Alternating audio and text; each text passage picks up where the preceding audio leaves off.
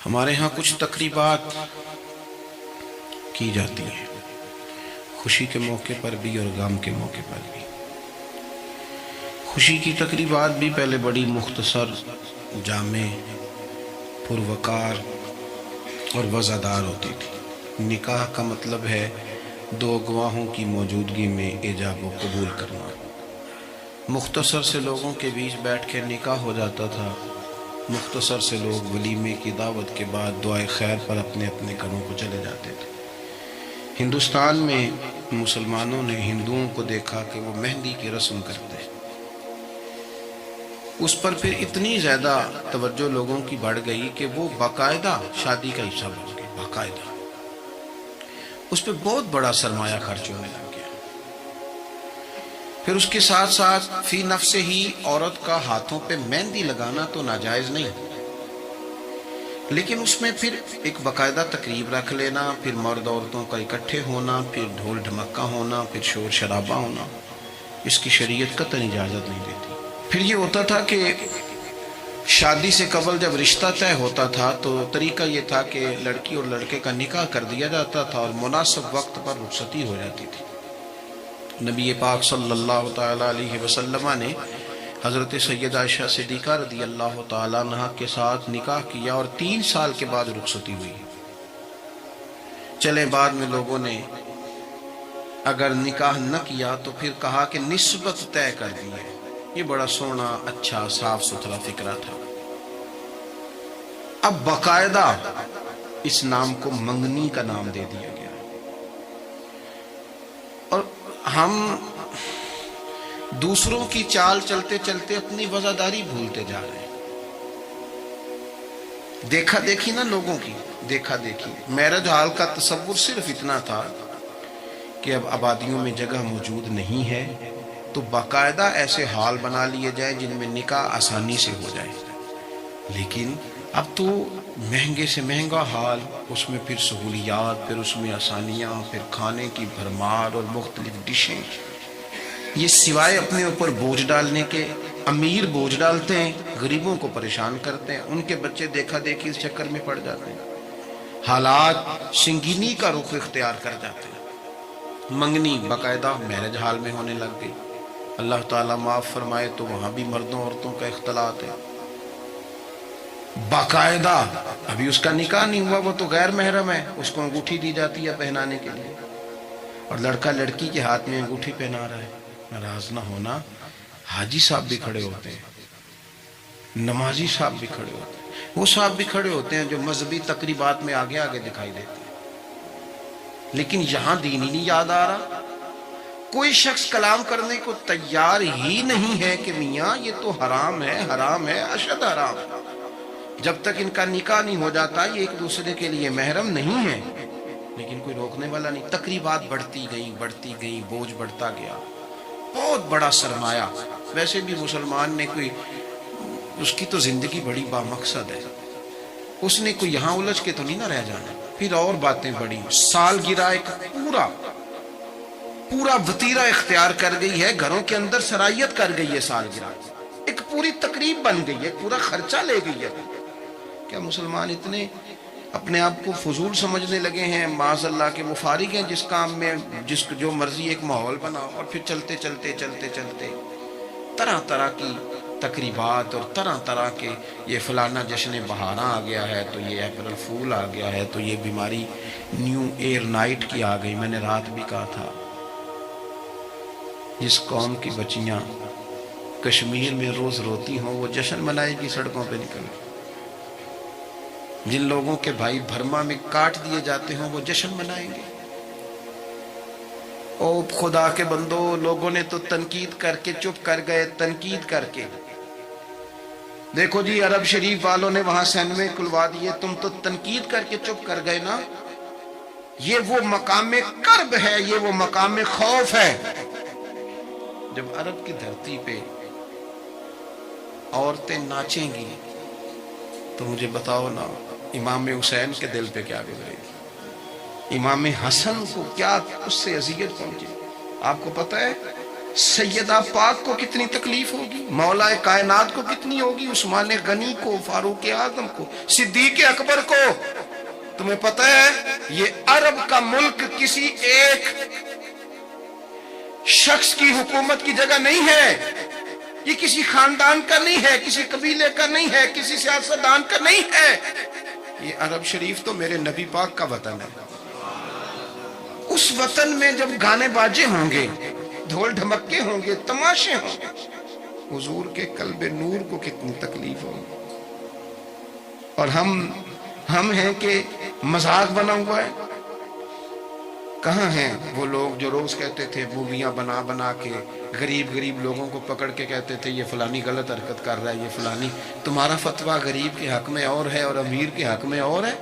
اب بھی تو دو ویڈیو بنا دو نا کہ یہاں یہ ظلم ہو رہا ہے۔ اور جب سال گزرے تو قومیں اپنا حساب کرتی ہیں، اور میرا اور آپ کا سال وہ گزر رہا ہے جہاں قرضہ زیادہ لے لیا گیا ہے، جہاں قومیں گروی رکھی جا رہی ہیں، جہاں ہمارا ہر پیدا ہونے والا بچہ مقروض پیدا ہوتا ہے، لیکن مزاج بن گیا نا بس مناؤ، جو ملتا ہے اسے مناؤ۔ یہ کس نے شوق پیدا کیا ہمارے بچوں کے اندر روز شادیوں پہ جانے کا، تیار ہو کے جانے کا؟ کس نے شوق پیدا کیا؟ بڑوں نے۔ نہ مانے بزرگ، بڑوں نے شوق پیدا کیا۔ ہم نے ابلاغ اس طرح کا کیا، او کدی کدی موقع آنا ہوں ہے، نوتے بھی نہ جائیے، ورنہ ہمارے بچوں میں شوق کبھی نہ آتا۔ ہم نے ابلاغ کیا ہے، ہم نے توجہ دلائی ہے۔ بچے چھٹیاں کر رہے ہیں، یہ ہم پریشان ہیں ان دنوں میں، پیپر بچوں کے قریب ہیں مدرسے کے، اور چوتھے دن کو بچہ درخواست لے کے آ جاتا ہے فلانے کی شادی ہے، فلانے کی شادی ہے۔ میرے ابا جی کہا کرتے تھے، تھوڑے سے ہم بڑے ہوئے تو ابا جی شادی پہ جانا ہے تو کہتے تھے جوان منڈے دا کی کام میں ویاہ تے جانے دا، ہم جائیں گے نا، تمہاری اماں جائے گھر رہو آرام سے۔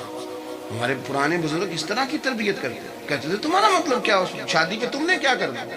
اور یہاں سارا کام ہی بچے اور بچیوں کو دے دیا گیا، بچے اور بچیوں کو، اور تیار کر کے نہیں جاتا۔ کسی خاص جگہ پہ کوئی مجبوری ہو جائے، قربت اتنی زیادہ ہو کہ رہا نہ جائے، تو کبھی نکاح پڑھانے کے لیے جاؤں نا تو بس میرے کانوں سے آواز ٹکراتی نہیں، لیکن میں سمجھ جاتا ہوں کہ کیا باتیں گونج رہی ہیں۔ اور پردہ ہی کر لو تھوڑا سا، وہ کہتے ہیں پردہ، یہ بچی کے نکاح کی مووی نہ بنی تو فلم ہی نہیں مکمل ہوگی۔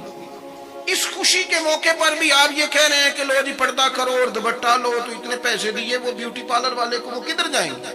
کون ہیں یہ لوگ سارے؟ میں اور آپ نہیں ہیں، ہم ہی تو ہیں یہ سارے۔ یہ کس پر تنقید کر کے ہم چپ کر گئے ہیں؟ ہم سارے خود ہیں، اور ہم سب مل ملا کے اس سوسائٹی کا حصہ بنتے جا رہے ہیں۔ اب تو بھائی وہ مہنگے میرج ہال کے اندر جب میرج ہال لیا جاتا ہے تو ایک سمت عورتیں، ایک سمت مرد، اور بیچ میں پردے کا بندوبست بھی نہیں کرایا جاتا، چونکہ یہ تو دکھیا نوس لوگ ہیں جو پردہ کراتے ہیں۔ وہ کہتے ہیں لو اتنی تیاری کی، کپڑے دکھانے کس کو ہیں؟ تم پردہ کرا رہے ہو؟ خدا سے ڈرے، مسلمان ان ابس کاموں کے لیے نہیں ہے، تو اونچے مقاصد کے لیے آیا۔ تو دیکھنا تیری تو بڑی عظمت ہے، کنتم خیر امۃ اخرجت للناس تأمرون بالمعروف وتنہون عن المنکر۔ تجھے تو بھیجا تھا کہ تو دنیا میں خیر عام کرے گا، برائی کا ہاتھ تھامے گا۔ تو کہاں الجھ کے رہ گیا؟ اپنی تقریبات پر تھوڑی توجہ دے۔ ایک تو یہ خوشی کی تقریبات، پھر ایک غم کی تقریبات۔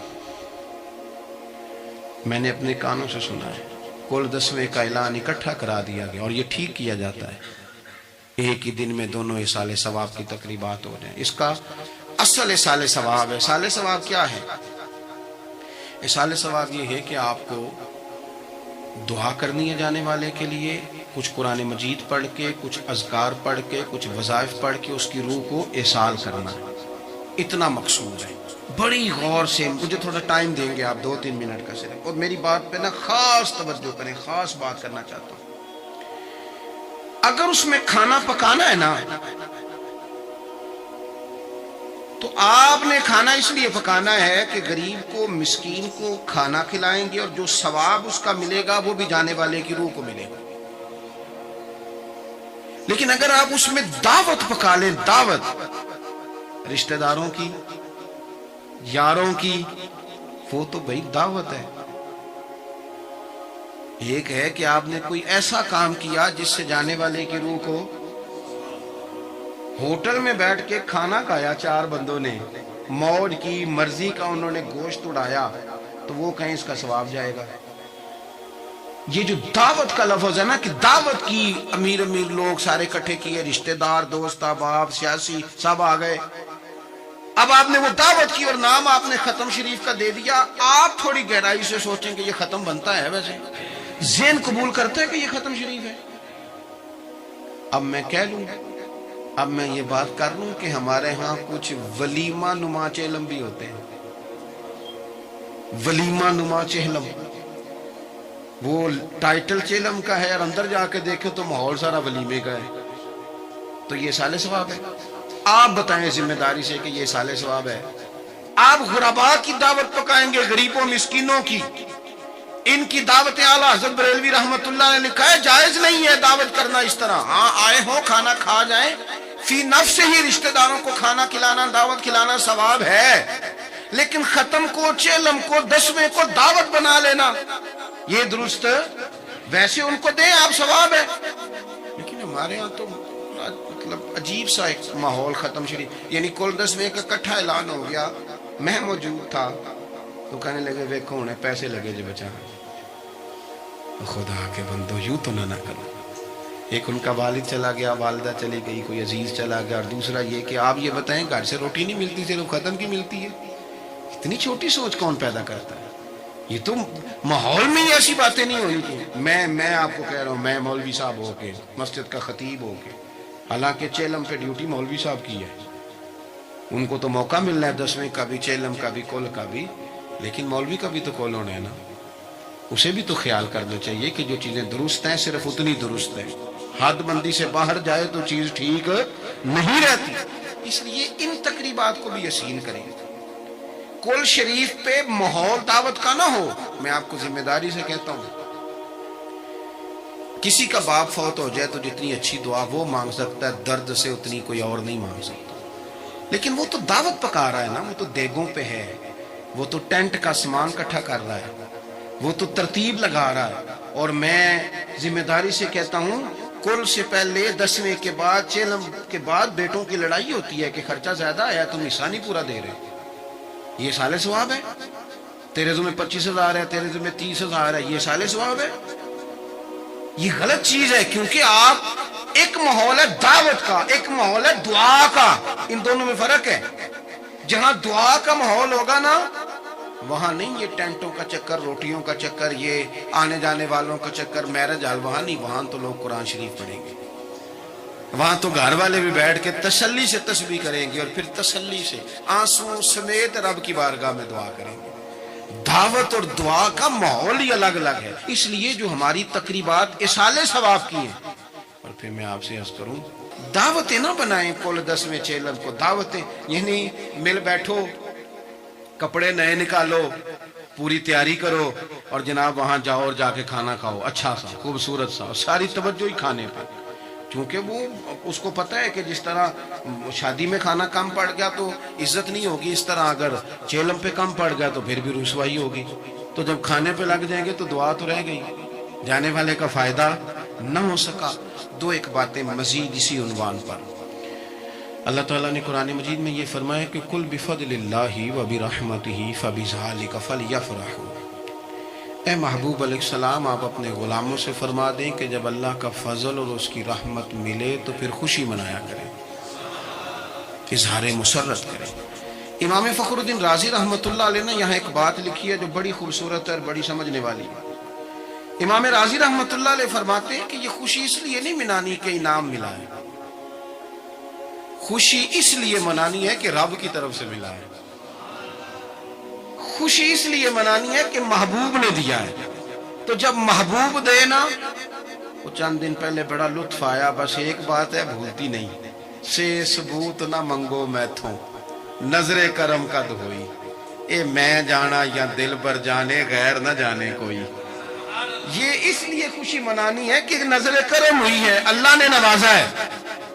تو اب جب اس لیے خوشی منانی ہے کہ اللہ نے دیا ہے، تو پھر خوشی بھی وہی منانی ہے جس سے اللہ راضی ہو. اسی انداز میں رہنا ہے جس میں رب رسول راضی ہو.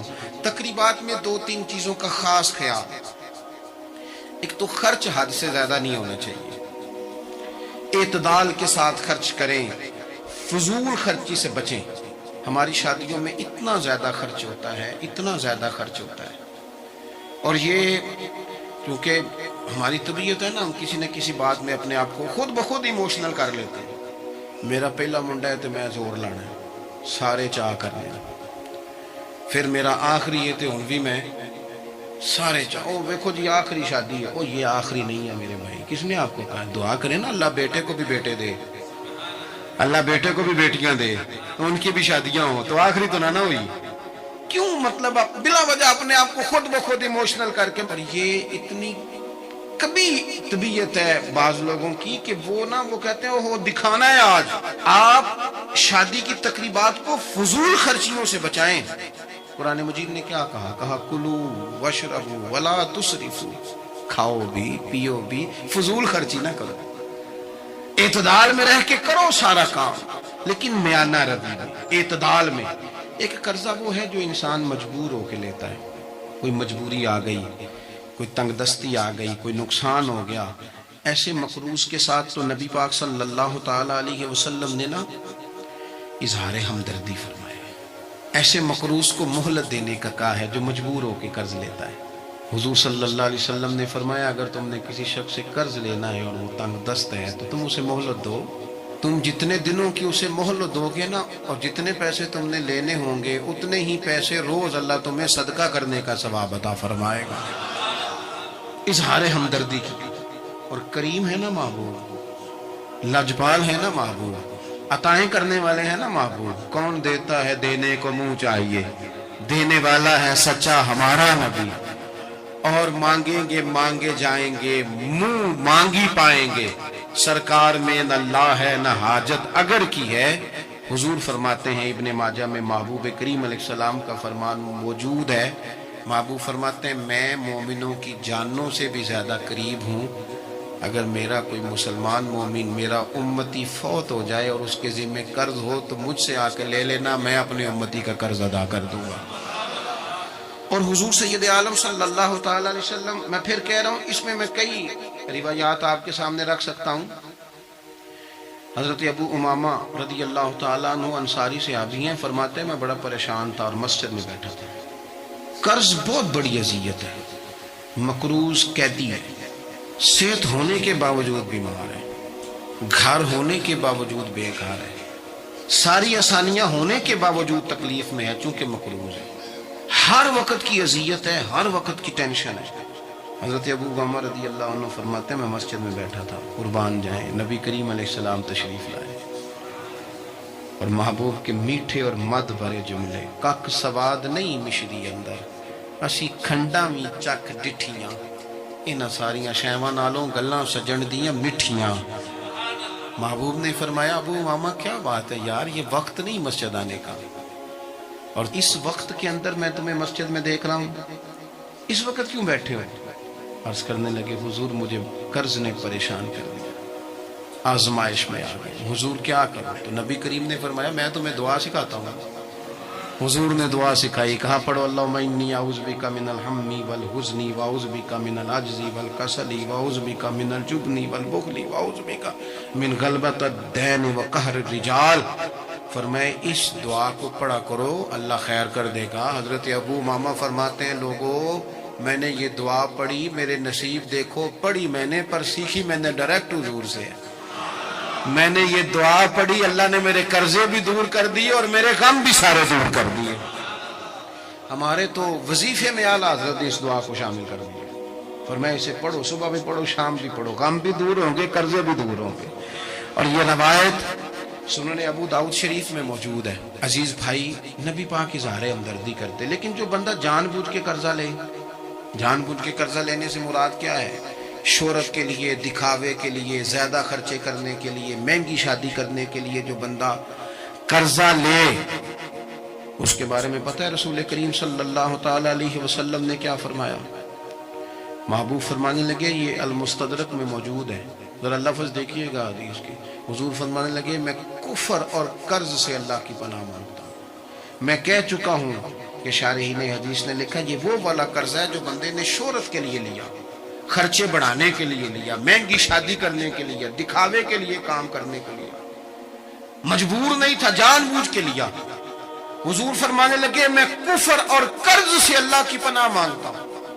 تو صحابی نے عرض کی یا رسول اللہ آپ قرض اور کفر کو برابر کر رہے ہیں، ایک جگہ ذکر فرما رہے ہیں؟ تو حضور نے فرمایا ہاں میں ایک جگہ ذکر کر رہا ہوں، میں ان دونوں کا ذکر اکٹھا کر رہا ہوں، کفر اور قرض۔ اتنی بڑی بات، اعتدال میں رہیں، کم سے کم قرضے، اور یہ سارا کچھ ہو سکتا ہے، کوئی مشکل کام نہیں ہے۔ دوسری بات، ایک تو شادی میں خرچ کم سے کم کریں تقریبات میں، اور دوسری بات یہ کہ تیسری گزارش تقریبات کے حوالے سے، تیسری اور آخری یہ ہے کہ ہم نہ شادی ہو، بیاہ ہو، کوئی بھی معاملہ ہو، ہمارا یہ مزاج بن گیا ہے کہ ہم نہ تعلقات نبھاتے ہیں۔ دفتر کے لوگوں کو بلائیں گے، ہمارے جو بزنس کے متعلقہ لوگ ہیں ان کو دعوتیں دیں گے، جن لوگوں سے ہمیں کوئی سیاسی سماجی کام پڑ سکتا ہے انہیں بلائیں گے، دعوت بھی کبھی کھلائیں گے تو کوشش کریں گے اس بندے کو کھلائیں جو بندہ نہ جس۔ اس لیے بعض صوفیہ تو یہ فرماتے ہیں کہ کوشش کر کے نا بعض غریبوں کو منت کر کے لے آؤ اپنے ولیمے کی، اپنی تقریبات کی دعوتوں میں، تاکہ تمہارا کھانا اچھا کھانا تو بن جائے، تمہارا کھانا بہترین کھانا تو بن جائے، تمہارا کھانا اعزاز والا تو ہو جائے، کچھ تو غرباء کو دعوت دے لو۔ لیکن ہماری تقریبات ہماری ذاتی معاملات کا حصہ بن جاتی ہیں۔ میں تو مذہبی تقریبات بھی دیکھتا ہوں، مذہبی تقریبات میں بھی ہماری پوزیشن کچھ اسی طرح کی ہے۔ میں اپنے بارے میں کئی دفعہ دوستوں کو کہہ چکا ہوں کہ دین کا خادم سمجھ کے دعوت دینا تو بڑی اچھی بات ہے، لیکن ہمیں برانڈ نہ بناؤ۔ ہمیں بہت جگہ بڑی اچھی طرح سمجھ آ جاتی ہے کہ بعض آدمی کا بات کرنے کا سٹائل کیا ہے، اور جو آدمی روز اتنی لمبی چوڑی تقریر کرتا ہے اس کو جب آگے کوئی شخص بات سنانے کی کوشش کرتا ہے تو پتہ چلو اکثر چل جاتا ہے کہ کہاں سے بات کر رہا ہے۔ چلے جواب نہ دینا کئی دفعہ اخلاقی طور پر درست نہیں ہوتا۔ دینی تقریبات کو کوئی ضروری ہے کہ 600 آدمی 400 آدمی بیٹھے گا تو پھر ہماری محفل ہوگی؟ کوئی ضروری ہے؟ اس لیے تو غریب آدمی نے جلسے کو ہاتھ ڈالنا ہی چھوڑ دیا، جلسہ مہنگا ہی بڑھا ہے۔ غریب آدمی نہیں یہ کام کرتا، وہ کیسے محفل کرے گا؟ وہ تو آپ ساؤنڈ والے کے پاس جائیں تو کہتا ہے دور بدل گیا ہے، اب کہاں 1500 میں ساؤنڈ لگتا ہے۔ وہ تو چونکہ ہم نے ہر چیز کو برانڈ بنا دیا، کمرشل کر دیا، ماحول اور طرح کا بنا دیا، یہ کام نہ کریں۔ آپ اس کو دین ہی بنائیں، اور یہ ذوق ہی رہے نا تو بھئی اس کے لیے پھر کسی آرٹیفیشل نعت خاں کو بلانے کی ضرورت نہیں ہوتی، محلے کا لڑکا بھی سونی نعت پڑھ لیتا ہے۔ درود پاک پڑھ لیجئے۔ الصلاۃ والسلام علیک یا رسول اللہ وعلی آلک واصحابک یا حبیب اللہ۔ حمد و صلاۃ کے بعد شادی نہایت خوشی اور مسرت کا موقع ہوتا ہے۔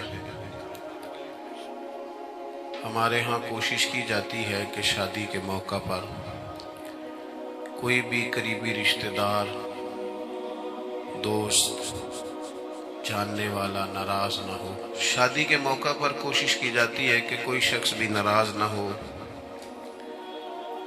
اور کچھ لوگوں کو منانے کا ارادہ نہیں بھی ہوتا تو باوجود اس کے بھی اپنے دل پر پتھر رکھ کر بھی لوگ کہتے ہیں خوشی کا موقع ہے، فلاں آدمی کو کسی طریقے راضی کیا جائے اور شادی میں شامل کیا جائے۔ یہ اچھی بات ہے اور یہ بڑی حوصلہ افزا بات ہے، کسی مسلمان مومن کو ناراض کرنا بھی نہیں چاہیے۔ لیکن عرض یہ ہے کہ جہاں شادی پہ ہماری کوشش ہوتی ہے کہ کوئی ہمارا اپنا ناراض نہ ہو، کوئی ہمارا قریبی پیچھے نہ رہ جائے، تو یہ بھی تو کوشش ہونی چاہیے نا شادی پہ کہ اللہ رسول ناراض نہ ہو، اور کوئی ایسا کام نہ کیا جائے جس سے اللہ تعالیٰ ناراض ہو جائے یا نبی پاک علیہ الصلوۃ والسلام کی ناراضگی کا وہ سبب بن جائے۔ خوشی کا اظہار کرنے کا اسلام حکم دیتا ہے، قُلْ بِفَضْلِ اللَّهِ وَبِرَحْمَتِهِ فَبِذَلِكَ فَلْيَفْرَحُوا۔ خوشی کا تو یہ دین ہے، حضور تو ہر وقت مسکراتے ہیں، لیکن خوشی کسی ایسی چیز کا نام نہیں ہے جس میں شریعت کی مخالفت ہو۔ آپ کھانا کھائیں، اچھا لباس پہنیں، خوش ہو کے ایک دوسرے سے بات کریں، کوئی ضروری ہے کہ خوشی ساری کی ساری ڈھول باجے میں رہ گئی ہے، اور خوشی ساری کی ساری ان کاموں میں رہ گئی ہے جہاں مرد عورتوں کا اختلاط ہو، جہاں نوجوان لڑکے اٹھ کے عورتوں کی مووی بنائیں؟ یہ تو کوئی خوشی نہیں ہے، یہ تو ناراضگی ہے۔ اور ویسے بھی یہ جو نکاح ہے، یہ اتنی بڑی بات ہے کہ نبی پاک علیہ السلام نے فرمایا النکاح من سنتی، فرمایا نکاح تو میرا طریقہ ہے، یہ تو حضور کا طریقہ ہے، یہ تو دینی کام ہے۔ یہ تو فرمایا کہ نکاح نصف ایمان ہے، یہ تو تکمیل ایمان کا ذریعہ ہے، یہ کوئی دنیاوی کام تھوڑی ہے، یہ تو بالکل دینی کام، روحانی کام۔ اس میں تو انسان طاقتور ہو جاتا ہے عملی زندگی میں، وہ عیب سے، گناہ سے، بدی سے، بد نظری سے بچتا ہے، تو یہ تو ایک دینی کام ہے۔ تو دینی کام کو دنیاوی بنا دینا، حضور کی سنت میں سنت اور طریقے میں غیر کی آمیزش کر، یہ تو کوئی طریقہ نہ ہوا۔ اس لیے شریعت کے اصولوں کے عین مطابق کوئی منع نہیں کر رہا بڑے اچھے اچھے کھانے پکائیں، لیکن ایسی چیزیں جو دین سے ٹکراتی ہیں، جو شریعت اسلامیہ سے ٹکراتی ہیں، ان سے اپنے آپ کو بچایا جائے۔ حتی الامکان یہ کوشش کی جائے کہ کوئی ایسا کام نہ ہو جس سے اللہ رسول ناراض ہو۔ ایک بات۔ دوسری گزارش یہ ہے کہ کتنے دن پہلے یہ ہال بک کرایا گیا ہوگا، کتنا خوبصورت اسے سجایا گیا ہے، کتنے دن پہلے فرنیچر کا آرڈر دیا جاتا ہے، بچے کے کپڑوں کا، شیروانی کا آرڈر دیا جاتا ہے۔ اگر اتنے دن پہلے یہ کوشش کی جاتی ہے تو صرف ایک دو دن پہلے اگر بیٹی اور بیٹے کو کسی معلم اور کسی معلمہ کے پاس لے جا کر، بیٹی کو معلمہ کے پاس، بیٹے کو معلم اور استاذ کے پاس لے جا کے اسے میاں بیوی کے حقوق بھی سکھا لیے جائیں، کچھ نکاح طلاق کے مسائل سے بھی آگاہ کر لیا جائے، تو اتنی زیادہ معاذ اللہ ثم معاذ اللہ، اللہ تعالیٰ معاف فرمائے، جو طلاقیں ہوتی ہیں بچ جائیں گی اگر مسائل کا پتہ ہو۔ لیکن ہم جن کاموں کی اشد ضرورت ہوتی ہے وہ نہیں کرتے۔ بچوں کو تعلیم دی جائے، بتایا جائے اور ان کو سکھایا جائے کہ بھئی اس طرح کر کے آپ کا، دیکھیں نا، دو باتیں عرض کرتا ہوں۔ نبی پاک صلی اللہ تعالیٰ علیہ وسلم نے عورت سے یہ کہا تھا، اگر خدا کے علاوہ کسی کو سجدہ جائز ہوتا تو میں عورت سے کہتا کہ وہ اپنے خاوند کو سجدہ کرے۔ کیا معنی اس میں تعلیم دی کہ وہ تعظیم کرے اپنے شوہر کی، اس کا اکرام کرے۔ اور دوسری جانب مرد کے لیے حضور نے فرمایا تم میں سے بہترین شخص وہ ہے جو اپنے گھر والوں کے لیے بہتر ہے۔ باہر تمہارا اخلاق بڑا اچھا ہے، تم بڑے اچھے ہو، گھر آتے ہو تو تلخ ہو، لہجہ ٹھیک نہیں۔ ہن لباس لکم وانتم لباس لہن، مرد عورت کا لباس ہے، عورت مرد کا لباس ہے، تو بیوی نے تمہیں بات بتانی ہے ساری، یہاں تم ڈانٹ کے چپ کرا دیتے ہو یا ٹال دیتے ہو۔ چاہیے تو یہ کہ اسے وقت دو۔ محبوب نے فرمایا تم میں بہترین شخص وہ ہے جو اپنے گھر والوں کے لیے بہتر ہے۔ سیدہ عائشہ صدیقہ رضی اللہ تعالیٰ عنہ فرماتی ہیں حضور اتنے کریم تھے، جب تک گھر میں رہتے گھر کا کوئی کام ہی کرتے رہتے، تو اپنے گھر والوں کے ساتھ یہ رویے پہلے سے سکھائے جائیں۔ تیسری بات، اور بس میں اپنی بات سمیٹتا ہوں، وقت بہت زیادہ ہو گیا ہے۔ تیسری بات یہ ہے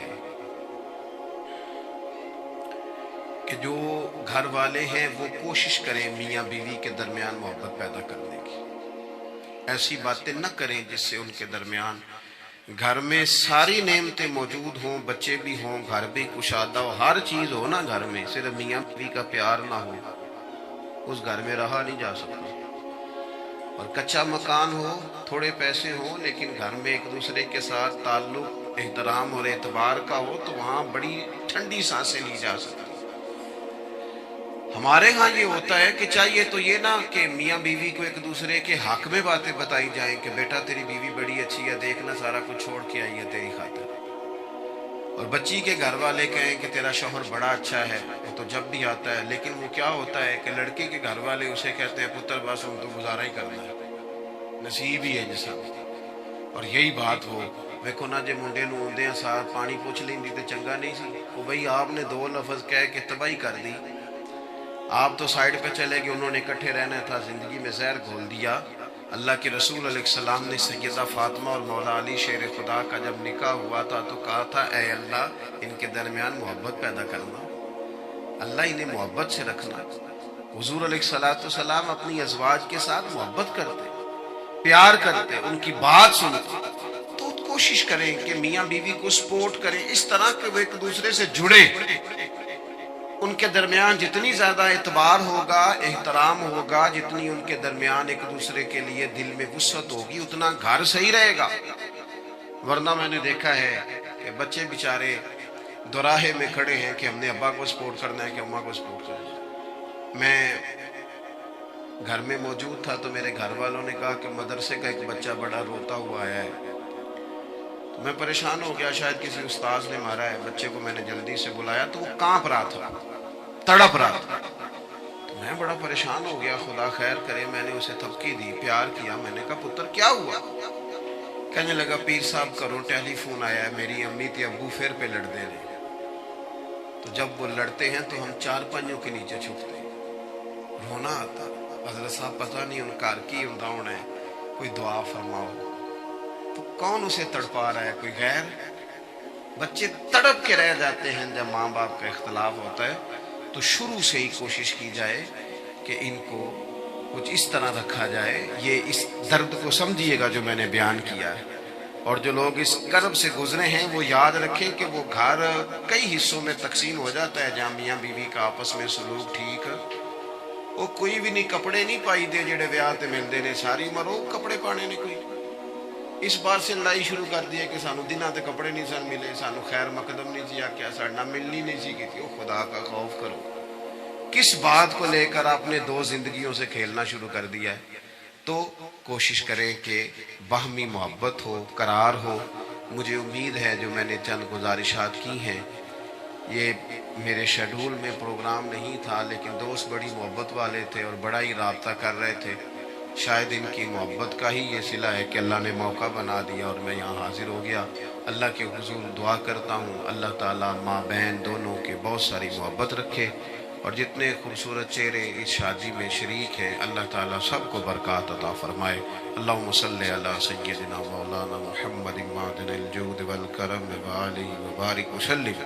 اللہ تعالیٰ اپنے فضل و احسان کے ساتھ اس خوبصورت شادی کو، ان دونوں کو بہت ساری برکات عطا فرما۔ اے اللہ ان دونوں کے درمیان پیار، محبت، اتفاق، احترام اور اعتبار کے رشتے کو قائم فرما۔ چھوٹی چھوٹی باتیں درگزر کر کے اعلیٰ ظرفی سے زندگی گزارنے کی توفیق عطا فرما۔ ان کے ماں باپ کو ان کی طرف سے ہمیشہ ٹھنڈی ہوا عطا فرما۔